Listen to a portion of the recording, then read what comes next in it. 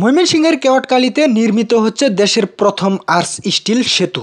প্রকল্পটির মোট বাজেট ৩,২৬৩ কোটি টাকা প্লাস ১.১ কিলোমিটার লম্বা আর্চ স্টিল ব্রিজ, যার মেইন স্প্যান ৩২০ মিটার এবং মাঝ নদীতে কোনো পিলার থাকবে না, শুধু দুই ধারের পিলারে দাঁড়াবে সেতুটি। 4 লেন বিশিষ্ট অ্যাপ্রোচ রুট, যাতে বাইরের স্লো লেনের সুবিধা থাকবে ছোট যানবাহনের জন্য। 3টি ওভারপাস, 2টি রেল ওভারপাস থাকবে। ব্রিজের পাশে টুল প্লাজা, একটি রেস্ট টুরিস্ট স্পট থাকবে। ট্রাফিক ম্যানেজমেন্ট সিস্টেম, সড়ক রেল যোগাযোগ ব্যবস্থা, ব্রিজ হেলথ মনিটরিং সিস্টেম, রাস্তা আলোকসজ্জা, ল্যান্ডস্কেপিং এবং পরিচালনা রক্ষণাবেক্ষণ সুবিধা অন্তর্ভুক্ত থাকবে। যোগাযোগ ও সুবিধা বৃদ্ধি, এই ব্রিজ ঢাকা ময়মনসিংহ ভারত করিডোরের গুরুত্বপূর্ণ অংশ হবে, যা ময়মনসিংহ শহরের যানজট কমিয়ে আঞ্চলিক এবং আন্তর্জাতিক দেখাশোনা সহ বাণিজ্য ও চলাচলে সাহায্য করবে।